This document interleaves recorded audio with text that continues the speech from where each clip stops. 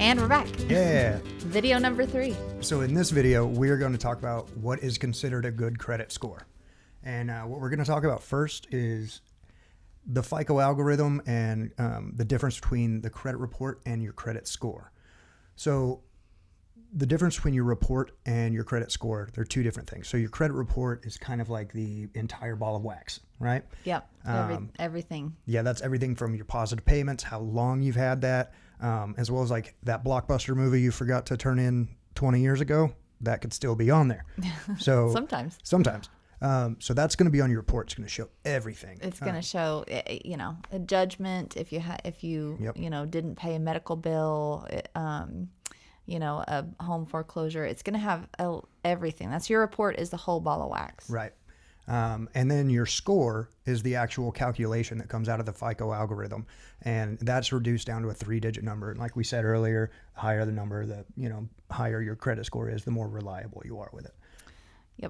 Yep. So the credit score, this is, the algorithm takes your credit report and they reduce it down into a 3-digit number. And this is something that's easily read by lending institutions. Anytime you apply for a loan or a credit card or something like that, that lending institution is going to pull your credit score, and that 3-digit number is a quick indicator for them of your credit worthiness. Mm-hmm. So like how reliable you are to repay your debts. Yep. The main purpose of having a credit score at all is just to predict the likelihood of your default. So within like an 18-month period, isn't it?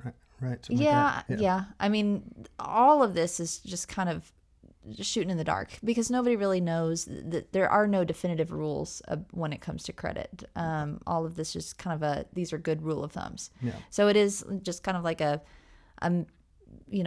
to predict the likelihood, how likely are you to default on the loan that you've been given in the next 18 months? Right. Also known as your risk to the bank. So do you have a low credit score? Then you are high risk. If you have a high credit score, then you're low risk. Mm-hmm. And likewise, if you have a low credit score, because you're high risk, you've got higher interest rates. If you got a high credit score, it means you've proven that you're responsible. You are lower risk to the bank. You're lower likelihood to default on the loan that they're going to give you, which means they're going to give you better interest rates, better terms on that loan repayment. Right. Okay, so let's break it down to like what is considered a good credit score or a bad credit score. And we'll start off with the lower end. So if your credit is under 630, that's kind of considered a bad credit score, and you need to do some work on your credit. Yeah, and I was there. I've been there. Yeah, we've both been there, like we said. My previous history, I bought a house when I was 21, and who gave me a loan at 21 years old? I have no idea. I didn't know what the heck I was doing, but they did, and I foreclosed on that home after my spouse passed away. I didn't have money to pay for the house. I pretty much walked away and gave it back to the bank because I just couldn't afford it. And it really did wreck my credit score. Yeah. But the good thing is that I knew that if I buckled down and I worked really hard to make improvements and build my credit score back up, I would be able to buy another house in the future. And that's exactly what happened. Yeah, it's the same when we got married. It was, trying to fix both of our credit, and we worked it up, and we are, much better off now than we were before, just from being able to build our credit back up. Yep. So let's say a fair credit score is you're between 630 and 690. And a good credit score is like 690 to 750. Even a little bit considered pretty good. Pretty good. Even a little lower than 750 is still considered really good. And then your excellent credit is like 750 and up. And that's where you want to be to have the most power in the marketplace, to be able to get lower interest rates, better terms on pretty much any service where they run your credit before you get that service. They'll roll out the red carpet. Yeah, if you've got a 750 plus credit score, you're going to get... Banks are going to be asking if they can lend you money because they know that you are low risk and definitely a responsible borrower. Yeah. And I mean, that's any type of credit you get, even the store cards we were talking about in the first episode, all the way to your home loans, your car loans, anything, even your home equity line of credits, like all of that's going to come into play when you have really good credit, you're going to get a lot better terms on all of those. Yep. So, and even, I mean, if you really have anything in the 700 range, if you are 700 and above, you're sitting very well. You know, if you're in the 650 range, it's not terrible. It's not the end of the world, but I would definitely recommend that we try to bring that up. Because when you start looking at different types of home loans, each different type of home loan has a different minimum requirements for credit score. So, you know, and these are minimums. This Yes. is not our recommended. We No. recommend, you know, shooting for a higher credit score. Yeah. But if you're looking at an FHA, let's say you're a first time home buyer, which is exciting. You're probably, you know, maybe 20s or 30s years old, and you've never bought a house before.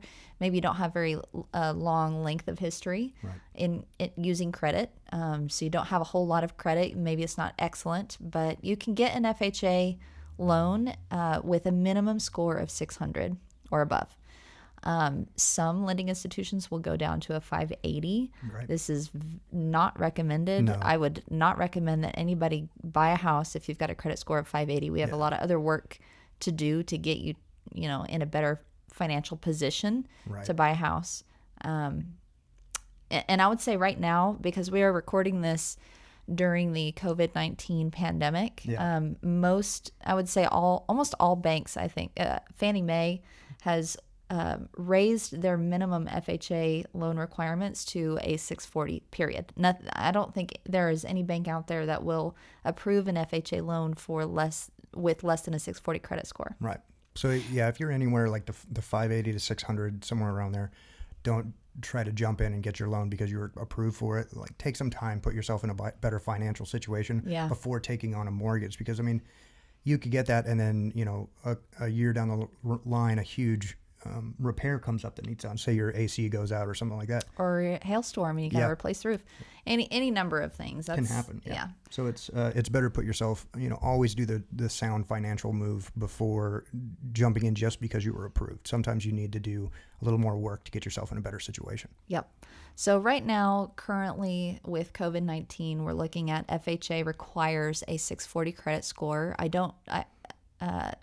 think that will change in the future, and it may drop back down to about 600, but right now we're sitting at 640. Likewise, if you are a first-time home buyer and you want to utilize down payment assistance, a lot of people use the term first-time home buyer assistance. That also requires a minimum credit score of 640. And we can talk more about the intricacies of the different types of loan and what down payment assistance is in another episode. Or you can call us and email us, and we can have a conversation directly. And for all my fellow vets out there, VA, 600 plus. So, you know, hit me up if you want to buy a house. I love working with vets. Yes, and thank you for your service. Thanks for your service. So VA loans require a minimum 600 credit score. Ideally, we would like to see that a little bit higher, but you can get by with 600. Yes. And likewise, conventional will do, I think, a minimum of around 620. Right. I usually tell clients, like, if you want to do a conventional loan, let's get it as close to 700 as possible. You're going to get the best interest rates. Conventional loan is really ideal for people that have decent credit score and they've already got some money in the bank to work with, because in the long term, you're going to pay less money.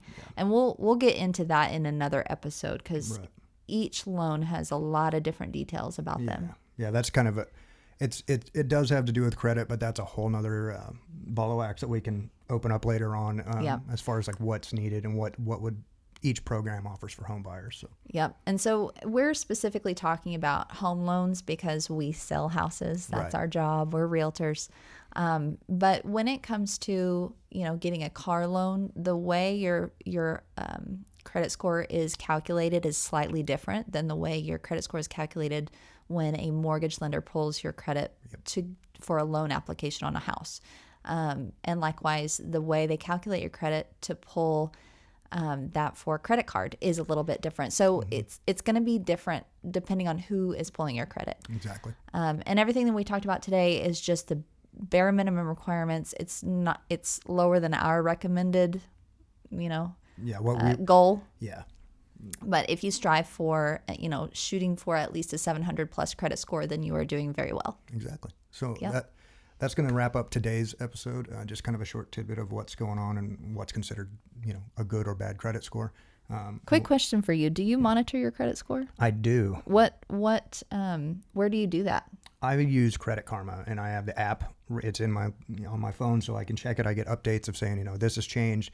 It's also good because as a security measure, if someone opens up a new line of credit under your name, you're going to get a indicator, and it's going to pull it up and say, this new account is opened, and if it wasn't you, you need to get on that quickly.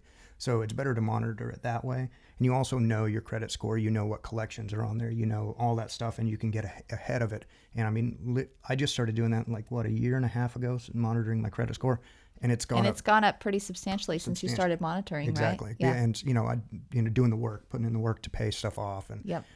Get good time of positive payments in. So Yep. Another thing that I use, I use Credit Karma as well, and it is a good indicator. It may not always be exact, but it's pretty close. Another thing that I use is we have a Chase credit card through Chase Bank, and when I get emails once a week, I think, and they also show me my credit score for free. A lot of your credit cards will do that. They'll say, it's and I think you're that up for one your is new credit through score, so. Experian. They're actually pulling the score from Experian. Now, that's just one of the 3 credit bureaus. Remember, Experian may not be exactly the same as Equifax and TransUnion, but it is a good indicator. I find out what my credit score says on Experian and also cross-reference that with Credit Karma, and that gives me a pretty clear picture of where I'm sitting. Exactly. Yeah, cool. All right. High five. High five. All right, episode 3 in the books. All right. See you in the next one. Following back. Bye. Bye.